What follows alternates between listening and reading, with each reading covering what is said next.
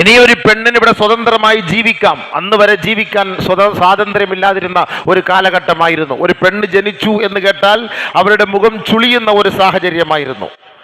പക്ഷെ റസൂലുള്ളാഹി സ്വല്ലല്ലാഹു അലൈഹി വസല്ലമ തങ്ങൾ വന്നതോടുകൂടി ആ ജഹാലത്തിനെ തുടച്ചു നീക്കി. സ്ത്രീകൾക്ക് സ്ഥാനമുണ്ട്, മാനമുണ്ട് എന്ന് അള്ളാഹുവിന്റെ റസൂൽ ഉറക്കെ പ്രഖ്യാപനം നടത്തി. അതാണ് ഹജ്ജത്തുൽ വദാഇ റസൂലുള്ളാഹി തങ്ങൾ പറഞ്ഞത് ഫത്തഖുല്ലാഹ ഫിന്നിസാ. ബാക്കി പ്രഭാഷണം കഴിഞ്ഞ ആഴ്ച നമ്മൾ പകുതി സൂചിപ്പിച്ചിരുന്നു. അലാ കുല്ലു ശൈഇൻ മിൻ അംരിൽ ജാഹിലിയ്യത്തി മൗളൂഉൻ തഹത ഖദമി അലാ മിനർ റിബ മൗളൂഉൻ വരിബ വരിബാന റിബ അബ്ദുല്ലാഹി ഇബ്നു അബ്ദുൽ മുത്തലിബ് അബുൽ അബ്ബാസ് ഇബ്നു അബ്ദുൽ മുത്തലിബ്. പലിശ സംസ്കാരത്തെ പൂർണ്ണമായി ഞാൻ ചവിട്ടി അരയ്ക്കുകയാണ്, തേക്കുകയാണ്. എൻ്റെ കാലിൻ്റെ കീഴിലിട്ട് ഞാൻ ചവിട്ടി മെതിക്കുന്നു പലിശ സംസ്കാരം.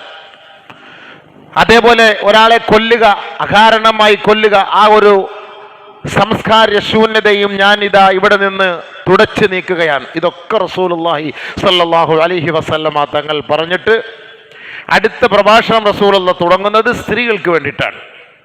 വളരെ ഗൗരവത്തോടു കൂടി നമ്മൾ ചിന്തിക്കണം. മുസ്ലിം ലോകം, മുസ്ലിം ഉമ്മത്ത് സ്ത്രീകളെക്കുറിച്ചും ഒരു വൈവാഹിക ജീവിതത്തിലേക്ക് കടക്കുമ്പോൾ അവൻ പാലിക്കേണ്ട മാനദണ്ഡങ്ങളും മനസ്സിലാക്കാതെ വിവാഹം കഴിച്ചിട്ട് കുടുംബ ജീവിതത്തിൽ പ്രശ്നങ്ങൾ ഉണ്ടാകുമ്പോൾ ഇസ്ലാമിനെയും ശരീഅത്തിനെയും റസൂലുള്ളാഹിയും അല്ല കുറ്റപ്പെടുത്തേണ്ടത്.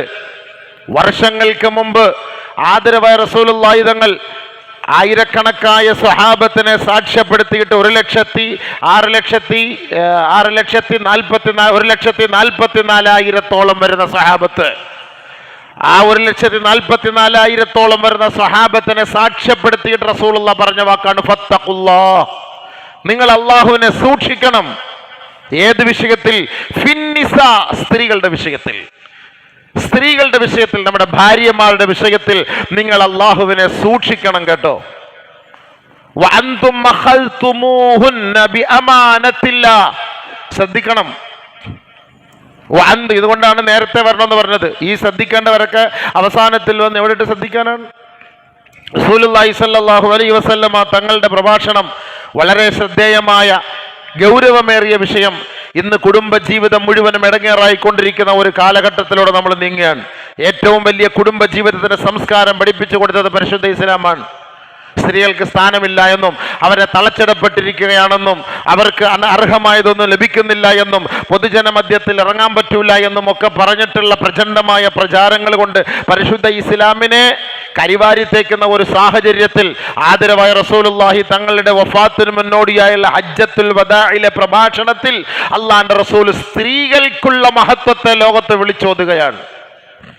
നിങ്ങളുടെ ഭാര്യമാരെ നിങ്ങൾ സൂക്ഷിക്കണം. ഫത്തഖുല്ലാഹ ഫിന്നിസാ. സ്ത്രീകളുടെ വിഷയത്തിൽ നിങ്ങൾ സൂക്ഷ്മത പുലർത്തണം പുരുഷന്മാരെ.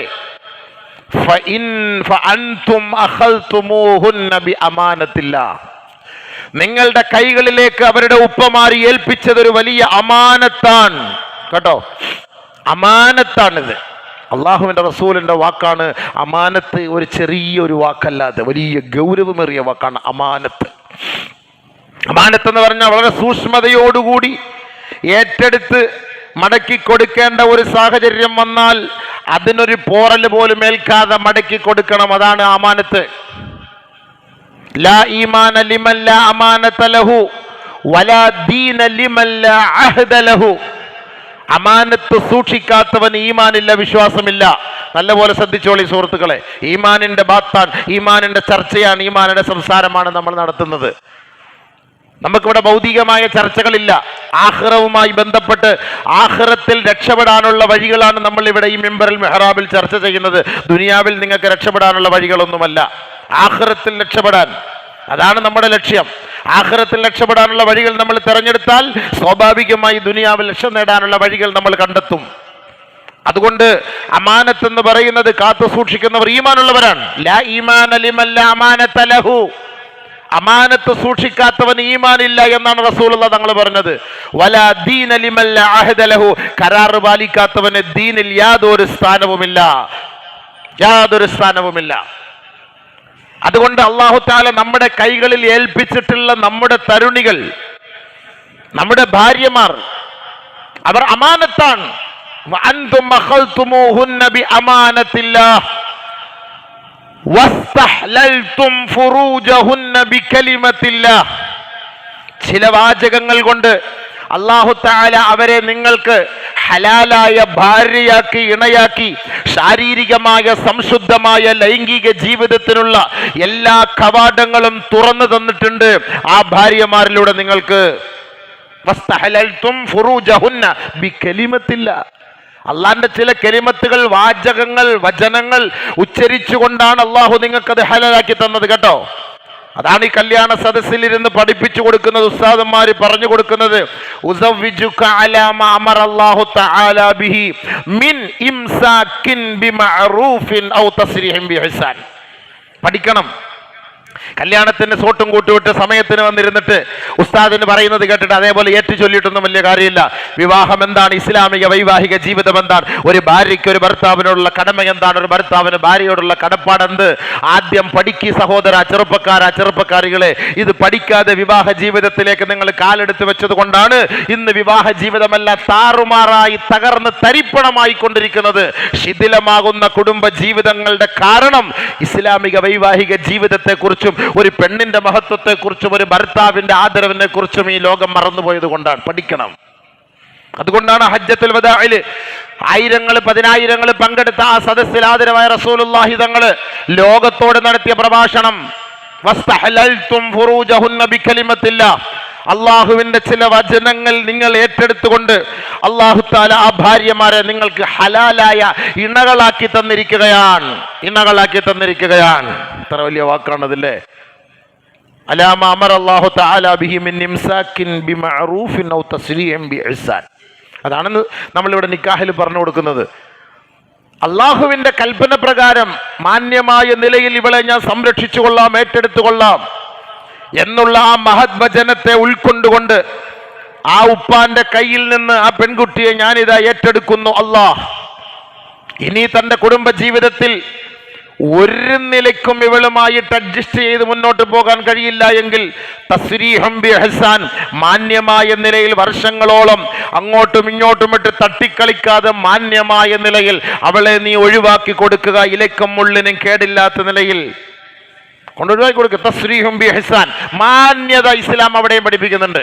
ഒരു ഭർത്താവ് തന്നെ അവളെ അവളുടെ വീട്ടിൽ കൊണ്ടുവിടണം. അതാണ് നിയമം. തലാക്ക് ചൊല്ലപ്പെട്ടു, തലാക്കായി, ഡിവോഴ്സായി, എന്ത് ചെയ്യണം? ഭർത്താവ് അവളെ കാറിൽ കയറ്റിയിട്ട് അവരുടെ വീട്ടിൽ കൊണ്ടുവിടണം. തീർന്നു. ആരെങ്കിലും ചെയ്യോ? അവിടെ ആരെങ്കിലും അത് ചെയ്യോ? ചിന്തിച്ചു നോക്ക്. എന്തുകൊണ്ടത് മനസ്സിലാക്കാത്തത്? ഈ പെണ്ണിൻ്റെ സംസ്കാരം, സ്വഭാവം, ഇസ്ലാമിൽ അവൾക്ക് നൽകിയ പദവിയെക്കുറിച്ച് ഈ ഉമ്മത്ത് പഠിക്കുന്നില്ല. അതാണ് അതിനർത്ഥം. പെണ്ണ് കെട്ടിച്ച് കൊടുക്കരുത്. അവനോട് ചോദിക്കണം, നിനക്കറിയാം വിവാഹം എന്താണെന്ന്. ഇപ്പൊ കല്യാണത്തിന് മുമ്പേ പോയി എല്ലാം നടന്നിട്ടല്ലേ ലാസ്റ്റല്ലേ ഉസ്താദിന്റെ മുന്നിൽ വരുന്നത്.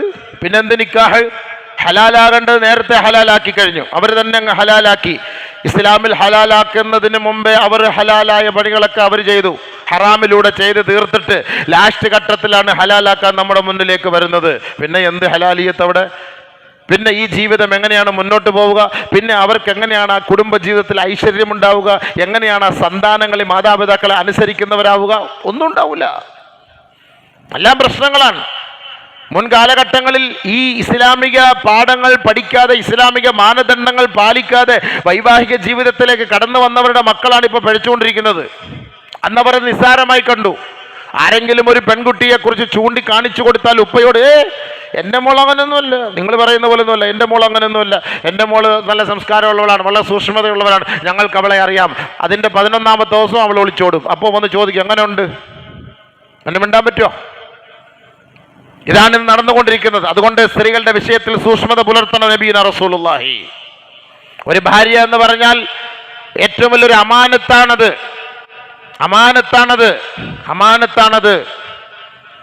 അല്ലാഹു സുബ്ഹാനഹു വ തആല നമ്മളുടെ മേൽ ഏൽപ്പിച്ച ഒരു അമാനത്താണ് നമ്മുടെ ഭാര്യ എന്ന് പറയുന്നത്. എന്തെങ്കിലും പ്രശ്നങ്ങൾ ഉണ്ടെങ്കിൽ നിങ്ങൾ സംസാരിച്ച് സോൾവ് ആക്കാൻ നോക്ക്. നടക്കുന്നില്ല എങ്കിൽ മാന്യമായിട്ട് ഒഴിവാക്കി വിട്ടറേ. അതാണ് എൻ്റെ തർത്തീബ് തീർന്നത്. വെറുതെ അവളെ അടിക്കുകയും ഇടിക്കുകയും വേദനിപ്പിക്കുകയും ഭീഷണിപ്പെടുത്തുകയും പട്ടിണിക്കിടുകയും പീഡനങ്ങൾ കൊണ്ട് അവളെ അങ്ങേയറ്റം അവളെ തരം താഴ്ത്തുകയും ഒരു പട്ടിയുടെ സ്ഥാനം പോലും കൊടുക്കാതെ കാണുകയും ചെയ്യുന്ന ഒരു നാണം കെട്ട വ്യവസ്ഥ നമുക്ക് പറ്റിയതല്ല അത്. അതല്ല വിടൂല, അത് അവരെ ഒരിക്കലും വിടൂല. കാരണം ഖുർആൻ പറഞ്ഞ വാക്കാണ്, വഅഖദ്ന മിൻകും മീസാഖൻ ഗലീള. ഉടയ്ക്കാൻ പറ്റാത്ത കരാറാണ് പള്ളിയിൽ വെച്ച് നിങ്ങൾ ഒപ്പിടുന്നത്.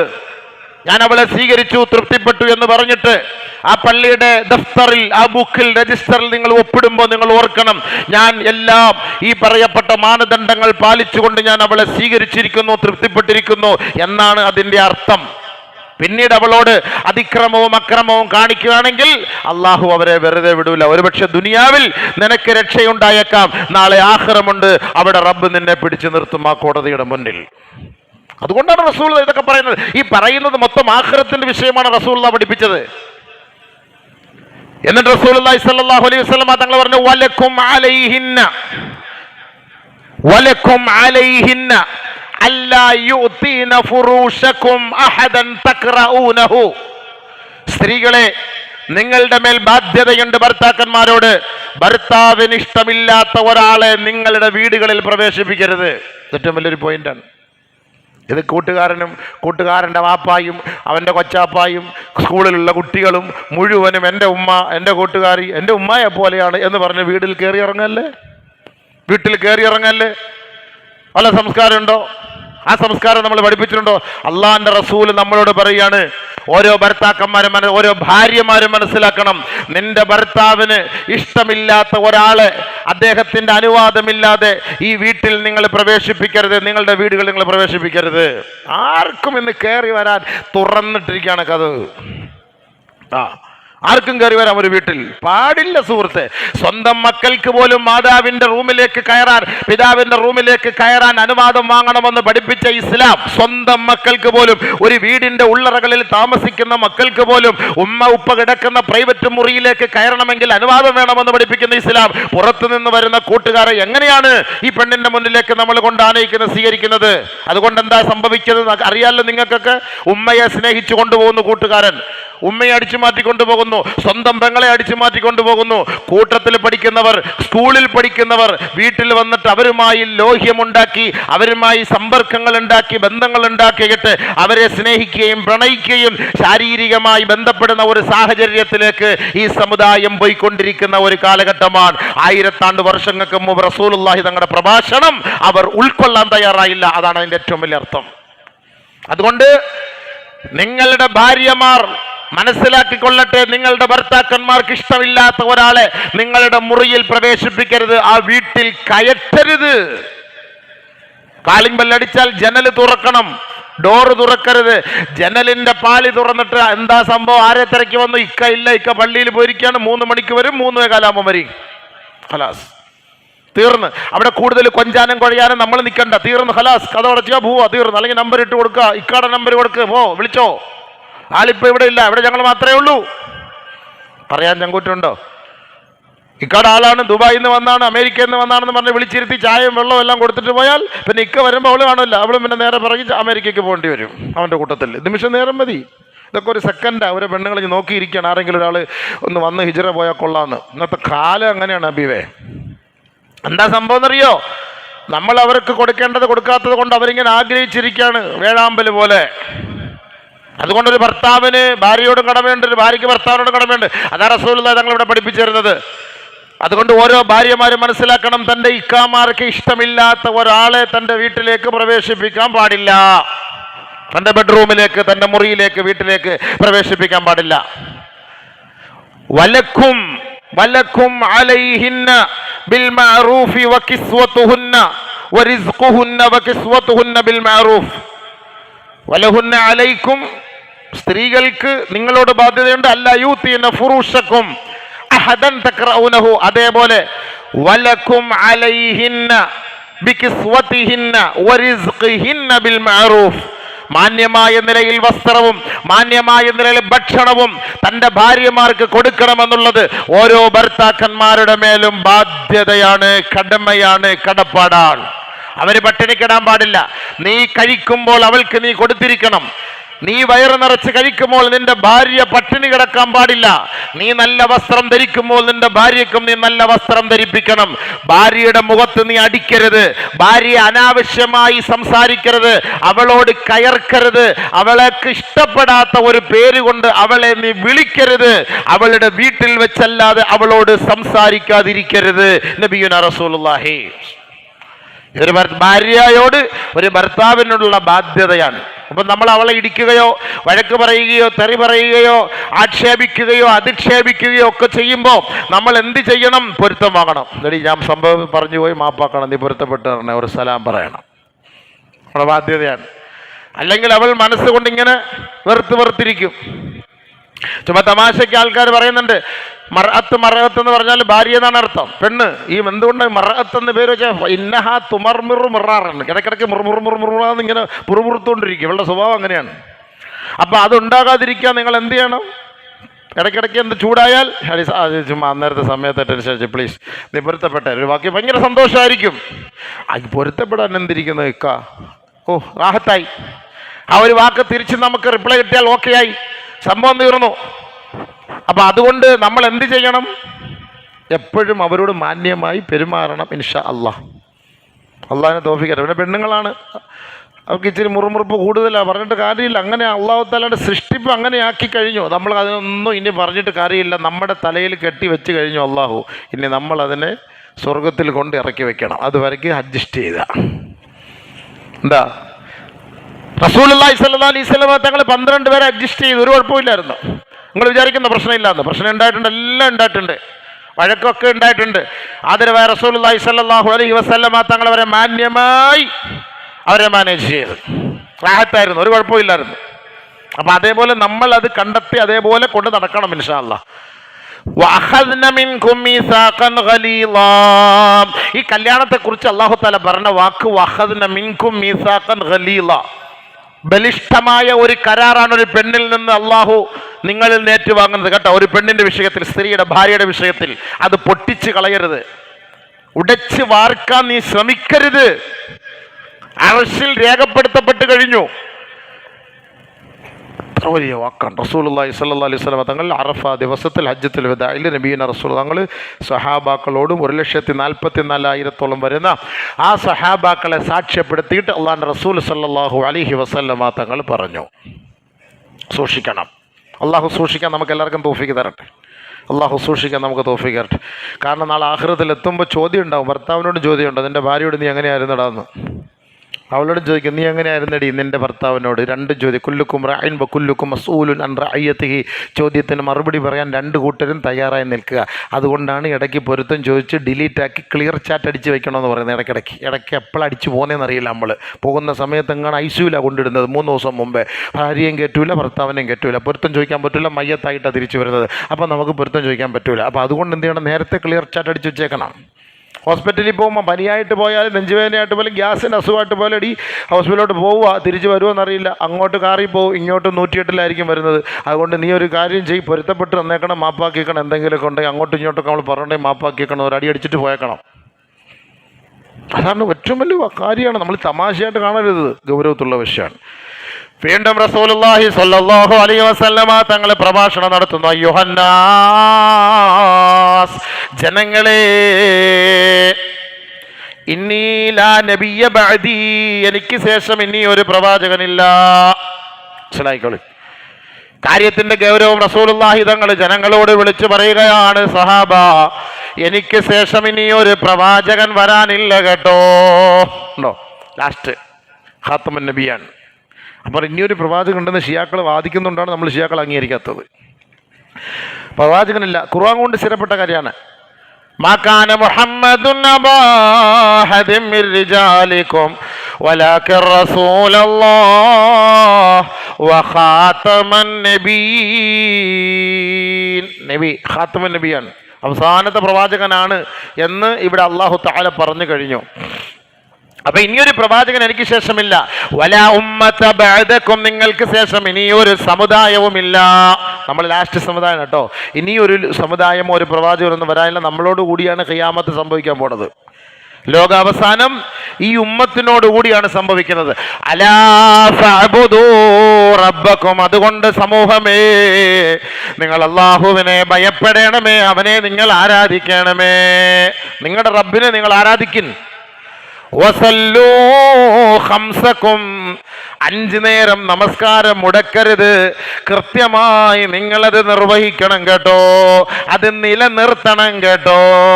ഇഖ്ലാസ്, ഇഖാമത്ത്, നിലനിർത്തുക. ഇഖാമത്തു സ്വലാ, ആ നമസ്കാരം നിങ്ങൾ നിലനിർത്തണേ. വസല്ലൂ ഖംസകും 5 നേരം നമസ്കാരം നിങ്ങൾ നിലനിർത്തണേ.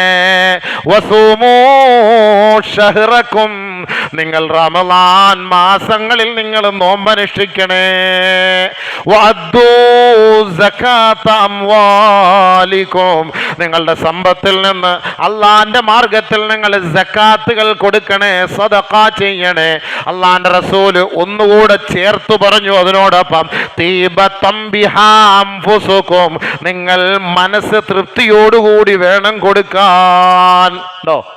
മനസ്സ് തൃപ്തിയോടെ കൊടുക്കണമെന്ന്, പൊരുത്തത്തോടെ കൊടുക്കണമെന്ന്, പൊരുത്തത്തോടെ അതാ പറഞ്ഞത്.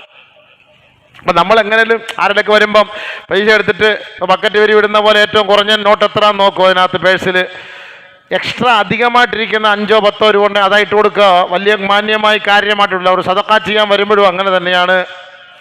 സദഖ ചെയ്യാൻ വരുമ്പോൾ അന്നേരം പറയും ചേച്ചി ചില്ലറ ഒന്നുമില്ല ചേച്ചി എന്ന് പറയും.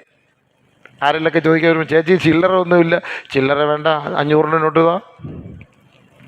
അപ്പൊ സദഖ സക്കാത്തിന്റെ വിഷയം, സദഖയുടെ വിഷയം വന്നപ്പോൾ റസൂലുള്ളാഹി തങ്ങൾ പറഞ്ഞ തീബത്തൻ ബിഹാ അൻഫുസുകും കൊടുത്ത നല്ല മനസ്സോടെ കൊടുക്ക്, നല്ല മനസ്സോടെ കൊടുക്ക്, അല്ലാതെ നിങ്ങൾ കൊടുത്തിട്ട് കാര്യമില്ല.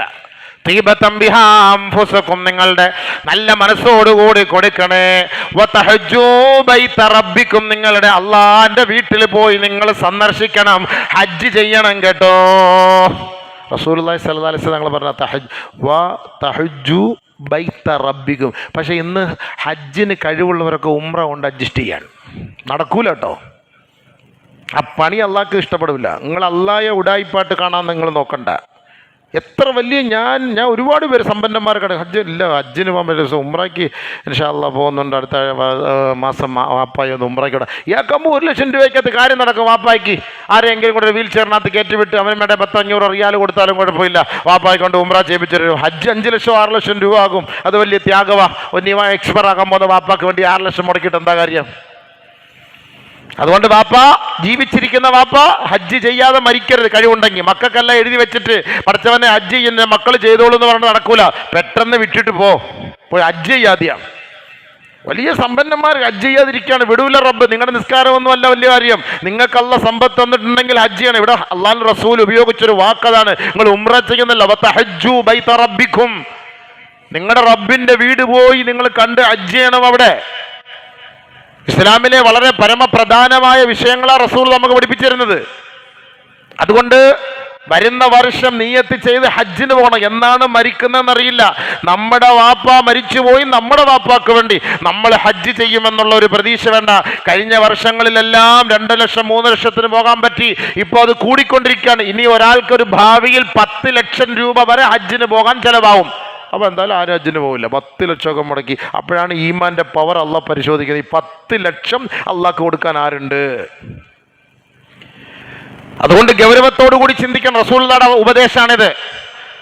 വീണ്ടും അല്ലാഹുവിന്റെ റസൂൽ സല്ലല്ലാഹു അലൈഹി വസല്ലമ തങ്ങൾ പറയുകയാണ്, വഅതിഉ ഉലാത അംരിക്കും നിങ്ങളുടെ നേതാക്കന്മാരെ, ഉലമാക്കളെ, അമീറന്മാരെ നിങ്ങൾ അനുസരിക്കണം കേട്ടോ. വലിയ വാക്കാണ്. അവരെ അനുസരിക്കണം, ഉലമാക്കളെ അനുസരിക്കണം, അമീറന്മാരെ അനുസരിക്കണം. നമ്മുടെ നാടിന്, നമ്മുടെ സമൂഹത്തിന് നേതൃത്വം കൊടുക്കുന്ന ഈമാനുള്ളവർ, തഖ്വയുള്ളവരാരാണോ, അള്ളാഹുവിനെ സൂക്ഷിക്കുന്നവർ ആരാണോ, അവരെ നിങ്ങൾ അനുസരിക്കണേ. നബിയുനാ റസൂലുള്ളാഹി സ്വല്ലല്ലാഹു അലൈഹി വസല്ലം. അതാണ് ഈ ഉലമാക്കളൊക്കെ ഈ പ്രസംഗിക്കുന്നതൊക്കെ നിങ്ങളത് മനസ്സിലാക്കാനും വേണ്ടി അവരുടെ നാവിലൂടെ അള്ളാഹുവിൻ്റെ റസൂൽ ഇതൊക്കെ പഠിപ്പിച്ചു തരികയാണ്. അവരെ കുറ്റം പറഞ്ഞ് നടന്നിട്ടൊന്നും കാര്യമില്ല. അവർ പറയുന്നത് അള്ളാഹിൻ്റെ വാക്കാണ്, റസൂലുള്ളാഹിൻ്റെ വാക്കാണെന്ന് മനസ്സിലാക്കണം. അല്ലാതെ അയാളെ അനുസരിക്കേണ്ട, അദ്ദേഹം പറയുന്ന വാക്കനുസരിച്ചാൽ മതി. മനസ്സിലായോ? അതാണ് എൻ്റെ അർത്ഥം. അത്തിഉ ഉലാത്ത അംരിക്കും. റസൂലുള്ളാഹിക്ക് ഇപ്പോൾ ഇത് പറയേണ്ട ആവശ്യമൊന്നുമില്ലല്ലോ. ഇന്ന് വരെ നമ്മുടെ നേതൃത്വം റസൂലുള്ളാഹി ആയിരുന്നു. റസൂലുള്ള വിട പറയാണ്. റസൂലുള്ള അവിടെ ഇരിക്കുമ്പോൾ വേറെ അതിനെതിരായിട്ട് അല്ലെങ്കിൽ റസൂലുള്ളാഹിയെക്കാളും ഒരു വലിയൊരു നേതാവായിട്ട് ആർക്കും അവിടെ ചെയ്യാൻ പറ്റൂല. അത് റസൂൽ തന്നെ.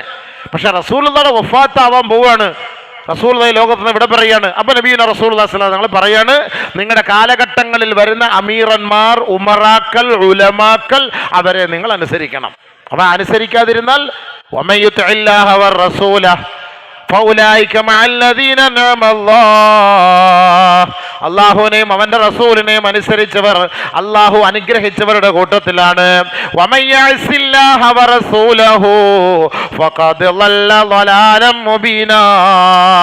അള്ളാഹുവിനെയും അവന്റെ റസൂലിനെ ധിക്കരിക്കുന്നവരാരാണോ അവർ വ്യക്തമായി പിഴച്ചു പോയവരാണ് കേട്ടോ. റസൂലുള്ളാഹി ഇത്തരം പറഞ്ഞു. എന്നിട്ട് റസൂലുള്ളാഹി സ്വല്ലല്ലാഹു അലൈഹി വസല്ലമ തങ്ങൾ അവരോട് ചോദിച്ചു, നിൽക്കുന്നവരോട്, വഅൻതും തുസ്അലൂന അന്നി ഫമാദാ ഖായിലൂൻ. ഏയ് സഹാബാക്കളെ, എന്നെ കുറിച്ച് നിങ്ങളോട് ചോദിക്കപ്പെടും, നിങ്ങൾ എന്ത് പറയും? വളരെ ഗൗരവമേറിയ വിഷയമാണ്. റസൂലുള്ളാഹി ഇത്ര 23 വർഷക്കാലം ഇവിടെ വന്ന് പണിയെടുത്ത് നിങ്ങൾക്ക് വേണ്ടി നിങ്ങളുടെ നേതാവായി ഞാൻ നിങ്ങളുടെ മുന്നിൽ ഉണ്ടായിരുന്നു. നിങ്ങൾക്കിതെല്ലാം ഞാൻ ഇവിടെ എത്തിച്ചെന്നു, പഠിപ്പിച്ചിരുന്നു. അടുത്ത വർഷം ഞാൻ ഉണ്ടാകുമെന്ന് എനിക്കൊരു പ്രതീക്ഷയുമില്ല. അതുകൊണ്ട് ഞാൻ നിങ്ങളോട് ചോദിക്കുകയാണ്, നാളെ ആഖിറത്തിലെത്തുമ്പോൾ എൻ്റെ അനുയായികൾ എന്ന നിലയിൽ നിങ്ങളോട് എന്നെക്കുറിച്ച് ചോദിക്കും. ഫമാദാ ഖായിലൂൻ, എന്തായിരിക്കും നിങ്ങളപ്പോൾ മറുപടി പറയുക? ഖാലൂ, സഹാബത്ത് പറയുകയാ, നശ്ഹദു ഇന്നക ഖദ് അദ്ദൈത വനസഹത വബല്ലഗത. റസൂലുള്ളാഹി തങ്ങളോട് സ്വഹാബത്ത് പറയുകയാണ്, അള്ളാന്റെ റസൂല്, ഞങ്ങൾ സാക്ഷ്യമാ, അങ്ങ് ഞങ്ങളിലേക്ക് കടന്നു വന്ന് സംസ്കാരശൂന്യരായ ഞങ്ങളെ സംസ്കാരത്തിലേക്ക് എത്തിക്കാനുള്ള ഉപദേശ നിർദ്ദേശങ്ങൾ നൽകി ഞങ്ങളെ സംസ്കാര സമ്പന്നരാക്കി മാറ്റിയ ഹബീബേ, ഞങ്ങൾക്ക് വേണ്ട ഉപദേശങ്ങൾ നൽകുകയും ഞങ്ങളെ സത്യത്തിന്റെ പന്ഥാവിലേക്ക് കൈക്ക് പിടിച്ചു കൊണ്ടുപോവുകയും ഞങ്ങളോടുള്ള ഹക്കുകൾ, ഇടപാടുകൾ, ബാധ്യതകൾ പരിപൂർണമായി നിർവഹിച്ചു തരികയും ചെയ്തിട്ടുണ്ട് എന്ന് നാളെ അള്ളാന്റെ കോടതിയിൽ ഞങ്ങൾ അങ്ങേക്ക് അനുകൂലമായി സാക്ഷ്യം വഹിക്കും നബിയേ. സഹാബക്കൾ അത് കേട്ട റസൂലുള്ളാഹിക്ക് തൃപ്തിയായി. ഇപ്പോൾ ഒരാൾ പറഞ്ഞു, ഇപ്പം ഞാനിപ്പോൾ ഇവിടെ വന്ന 8 വർഷം നിങ്ങളുടെ മുന്നിൽ ജോലി ചെയ്ത് എന്തെങ്കിലും എൻ്റെ ഭാഗത്തു നിന്ന് വല്ലതും ഉണ്ടോ, കുഴപ്പമുണ്ടെങ്കിൽ പറഞ്ഞാൽ ഞാൻ പോയേക്കാം. അതാണ് അതിൻ്റെ അർത്ഥം. പിടിച്ചു തൂങ്ങി കടിച്ചു തൂങ്ങി കിടക്കലല്ല. ദീൻ പറയുന്ന വിഷയത്തിൽ നിങ്ങൾക്ക് ഇഷ്ടമില്ലാത്തതോ അല്ലെങ്കിൽ നിങ്ങൾക്ക് ദീൻ പറയുന്ന വിഷയം ചിലപ്പോൾ ഇഷ്ടം കാണൂല, അതല്ല. ദീനിൻ്റെ വിഷയങ്ങൾ മാറ്റിമറിച്ച് പറയപ്പെട്ടതാരെങ്കിലും ഉണ്ടെങ്കിൽ അത് നമ്മൾ മനസ്സിലാക്കണം. ഈ കഴിഞ്ഞ ദിവസം ഒരു കല്യാണത്തിന് ഞാൻ പോയപ്പോൾ കുറേ പണ്ഡിതന്മാരുടെ കല്യാണം, അതിൽ പങ്കെടുത്തപ്പോൾ അതിലൊരു ആലിം ഉണ്ടായിരുന്നു. ആ ആലിം ഇവിടെ വന്നിരുന്നു ഒരു കഴിഞ്ഞ 2 ആഴ്ചയ്ക്ക് മുമ്പെന്തോ. അപ്പോൾ ഒരു വക്കത്തിലായിരുന്നു. അപ്പോൾ അദ്ദേഹത്തോട് ഇവിടുത്തെ ആരോ ഒരാൾ ചോദിച്ചു, ഞങ്ങളുടെ പള്ളിയിലെ ഉസ്താദ് ഹറാമായ പൈസ കൊണ്ട് സദഖ ചെയ്യാമെന്ന് പറഞ്ഞു, അത് ശരിയാണോ എന്ന്. അയാളോടല്ലല്ലോ ചോദിക്കേണ്ടത്, എന്നോട് ചോദിക്കണ്ടേ. അദ്ദേഹം എൻ്റെ അടുത്ത് ഇന്നലെ ഭക്ഷണം കഴിച്ചുകൊണ്ടിരുന്ന കൂട്ടത്തിൽ ചോദിച്ചു. ഞാൻ പറഞ്ഞു, എനിക്കത് ഓർമ്മയില്ല, ഞാൻ അങ്ങനെ പറയാറുമില്ല. ഹറാമായ ഭക്ഷണം തിന്നാൻ പാടില്ല എന്ന് പറയുമ്പോൾ ഹറാമായ ഭക്ഷണം സദഖ ചെയ്യാൻ പറയുന്നത് അതെന്താണ് അത് പറഞ്ഞതെന്ന് അറിയില്ല, ഞാനൊന്ന് അന്വേഷിക്കട്ടെ, പോയിട്ട് ഇൻഷാ അല്ലാഹ് മറുപടി തരാമെന്ന് പറഞ്ഞു. എന്തിനാണ് എൻ്റെ പൊന്നു ഹബീബേ ഈ പ്രസംഗിക്കുന്ന ഞാൻ? എൻ്റെ പ്രഭാഷണത്തിൽ സംശയം ഉണ്ടെങ്കിൽ എന്നോടല്ലേ ചോദിക്കേണ്ടു? നിങ്ങൾ കണ്ട മൗലവിമാരുടെ അടുത്തൊക്കെ പോയി ചോദിച്ചാൽ അവരെന്തായിരിക്കും മറുപടി പറയുക? അപ്പം ഞാൻ ആരായി? ഞാൻ എളിപ്പനായില്ലേ? ഞാൻ ഈ കുത്തിയിരുന്ന ഈ മെമ്പറിൻ്റെ മുന്നിൽ ഈ യൂട്യൂബും വെച്ചിട്ട് ഈ ദുനിയാവിൽ എവിടെല്ലാം എത്തുന്ന സ്ഥലത്ത് ഈ ഹക്കല്ലാത്ത കാര്യം ഇവിടെ നിന്നുകൊണ്ട് എനിക്ക് എത്ര ധൈര്യത്തോടെ പറയാൻ കഴിയുമോ? നമ്മൾ അല്ലാതെ സൂക്ഷിക്കണ്ടേ? അപ്പോൾ എന്തെങ്കിലും എൻ്റെ പ്രഭാഷണത്തിൽ അങ്ങനെയുള്ളൊരു സംശയങ്ങൾ വന്നാൽ ഇവിടെ ഉണ്ടല്ലോ, ഞാൻ മഗ്‌രിബ് വരെ കാണും, എന്നോടൊന്ന് ചോദിച്ചൂടെ? അല്ലെങ്കിൽ ഫോൺ ഉണ്ടല്ലോ. സാർ നിങ്ങൾ കഴിഞ്ഞ ആഴ്ച പറഞ്ഞാൽ എനിക്കൊരു സംശയമുണ്ട്. അൽഹംദുലില്ലാഹ്, മനുഷ്യനാണ്, ചിലപ്പോൾ എന്തെങ്കിലും സബഖുൽ നാവ് പതറിപ്പോൾ എന്തെങ്കിലും സംഭവിച്ചേക്കാം, ഒന്ന് വിളിച്ച് ചോദിക്കാമല്ലോ. അതിന് വലിയ വേറെ പണ്ഡിതന്മാരോടല്ലല്ലോ പോയി ചോദിക്കേണ്ടത് എൻ്റെ തെറ്റുകൾ. അല്ലെങ്കിൽ എന്തെങ്കിലും മസല വിഷയത്തിൽ സംശയം ഉണ്ടെങ്കിൽ ശരി, ഞാൻ പറഞ്ഞിട്ടുണ്ടല്ലോ, നിങ്ങൾ വേറെ ഉസ്താദന്മാരോട് പോയി ചോദിച്ചു നോക്കി, ശരിയാണോ ഇല്ലോ എന്ന് ചോദിച്ചു, അതും ഓക്കെ. അതല്ല ഇങ്ങനെ ഹറാമായ പൈസ കൊണ്ട് സദഖ ചെയ്യാമെന്ന് ഞാൻ പറഞ്ഞു എന്ന് പറഞ്ഞാൽ എവിടെയാണ്? അതെന്തായാലും യൂട്യൂബ് എടുത്ത് വെച്ച് ഞാനൊന്ന് കേട്ടിട്ട് അടങ്ങുള്ളൂ ഇൻഷാ അല്ലാഹ്. നമ്മളത് ചിന്തിക്കണമല്ലേ. നമ്മൾ ഇത്രയും വന്നിട്ടൊരു അമാനത്താണ് ഇവിടെ വന്നത് പ്രഭാഷണം നടത്തുക എന്നുള്ളത്, ചെറിയ കാര്യമല്ല. അതുകൊണ്ടാണ് റസൂലുള്ളാഹി തങ്ങൾ അത്ര ഗൗരവത്തോട് ചോദിക്കുന്നത്, നിങ്ങൾ നാളെ എന്തായിരിക്കും പറയുക? ഞാൻ ദീനിന് നിരക്കാത്തത് എന്തെങ്കിലും പറഞ്ഞിട്ടുണ്ടെങ്കിൽ നിങ്ങൾക്ക് എന്നെ ചോദ്യം ചെയ്യാം, യാതൊരു സംശയമില്ല. ഞാൻ റെഡി, ഒളിച്ചോടൂല, ഞാൻ റെഡിയാണ്. എൻ്റെ തൊണ്ടക്കുഴിയിൽ ഹൽക്കിൽ ആയുസിരിക്കുന്നിടത്തോളം കാലം നിങ്ങൾക്ക് ചോദിക്കാം, ഞാൻ അതിന് മറുപടി ഇൻഷാ അല്ലാഹ് അറിയുമെങ്കിൽ പറയും, ഇല്ലെങ്കിൽ പഠിച്ചിട്ട് പറയും. ഇല്ലാത്തതൊന്നും നമ്മൾ പറയില്ല. ആർക്കും അനുകൂലമായിട്ട് സെക്രട്ടറിക്കും പ്രസിഡന്റിനും കമ്മിറ്റിക്ക് അനുകൂലമായിട്ട്, പ്രതിപക്ഷത്തിനെതിരായിട്ട്, പ്രതിപക്ഷത്തിന് അനുകൂലമായിട്ട്, കമ്മിറ്റിക്കെതിരായിട്ട് ആ പരിപാടിയൊന്നും എനിക്കില്ല. അല്ലാഹി സത്യം എനിക്കില്ല, ആ പണി എനിക്കില്ല. എനിക്ക് അങ്ങനത്തെ പണിയും വേണ്ട. എനിക്ക് അങ്ങനത്തെ ഒരു പണിയേ വേണം. ഞാൻ മിമ്പറിൻ്റെ മുന്നിൽ ഇരുന്ന് പറയുന്ന വാക്കാണ് അള്ളാഹു സാക്ഷ്യം. എനിക്ക് നിങ്ങളാരും നിർത്തിപ്പെടുത്തേണ്ട കാര്യമില്ല, ഉള്ള കാര്യം പറയാണ്. അപ്പം ദീൻ പറയാൻ അൽഹംദുലില്ലാ. എന്തെങ്കിലും നമ്മളോട് വെറുപ്പുണ്ടെങ്കിൽ 100% പറയാം. വല്ലാഹി സത്യം, അടുത്ത വെള്ളിയാഴ്ച ഇവിടെ കാലുകുത്തൂല. എൻ്റെ പോളിസി അങ്ങനെയാണ് കേട്ടോ. നിങ്ങൾ അത് വേറെ ഒന്നും അഹങ്കാരത്തോടു കൂടി പറയുന്നൊരു വാക്കല്ല, വിനയത്തോടു കൂടി പറയുന്നൊരു വാക്കാണ്. റസൂലുള്ളാഹി സ്വല്ലല്ലാഹു അലൈഹി വസല്ലമ തങ്ങൾ ഈ 1,44,000 സഹാബാക്കളെ വിളിച്ചു നിർത്തിയിട്ട് ചോദിച്ചു, ഞാൻ നിങ്ങൾക്ക് എന്തെങ്കിലും ബുദ്ധിമുട്ടുണ്ടാക്കിയിട്ടുണ്ടോ? ഞാൻ ഇവിടെ വന്നത് എന്തിനാണ് നിങ്ങൾക്കറിയോ? ഖാലു നഷ്ഹദു ഇന്നക റസൂലുള്ളാഹ്. നിങ്ങൾ വന്നു, ഞങ്ങൾക്കെല്ലാം പഠിപ്പിച്ചെന്നു, മനസ്സിലാക്കി തന്നു, സന്തോഷം. ഫഖാല ബിസ്ബഇഹി സബ്ബാബതി യർഫഉഹാ ഇല സമാ. ഇത് കേട്ടപ്പോൾ റസൂലുള്ളാഹി തങ്ങൾ ഈ വിരൽ ആകാശത്തേക്ക് ഉയർത്തിയിട്ട് വയുഖന്നിതുഹാ ഇലന്നാസ്, ജനങ്ങളിലേക്ക് തിരിച്ച് അവരുടെ മുഖത്ത് നോക്കി അവരുടെ നെഞ്ചിലേക്ക് കുത്തിയിറക്കിയിട്ട് അല്ലാഹുവോട് അല്ലാഹുമ്മ ഷ്ഹദ് അല്ലാഹുമ്മ ഷ്ഹദ് അല്ലാഹുമ്മ ഷ്ഹദ്. അല്ലാഹ്, എൻ്റെ ഈ പ്രബോധന വേളയിൽ ഈ 1,44,000 പേരും അനുകൂലമായി സാക്ഷ്യം വഹിച്ചത് നീ ഇപ്പോ കണ്ടല്ലോ. 3 പ്രാവശ്യം റസൂലുള്ളാഹി തങ്ങൾ അവരെ നോക്കിയിട്ട് പറഞ്ഞു, അല്ലാഹ്, ഇവർ ഈ പറഞ്ഞതിന് നീ സാക്ഷ്യമാണ്. അല്ലാഹ്, ഇവർ ഈ പറഞ്ഞതിന് നീ സാക്ഷ്യമാണ്. അല്ലാഹ്, ഇവർ ഈ പറഞ്ഞതിന് നീ സാക്ഷ്യമാണ്. അല്ലാഹ്. റസൂലുള്ളാഹി സ്വല്ലല്ലാഹു അലൈഹി വസല്ലമ തങ്ങളുടെ പ്രഭാഷണം കഴിഞ്ഞു. ഇറങ്ങി വന്നപ്പോൾ ഒരായത്തിറങ്ങി. അവിടെ മുതൽ അടുത്ത ആഴ്ച നമുക്ക് പറയാം. അല്ലാഹു മനസ്സിലാക്കാൻ നമുക്ക് തൗഫീഖ് തരട്ടെ.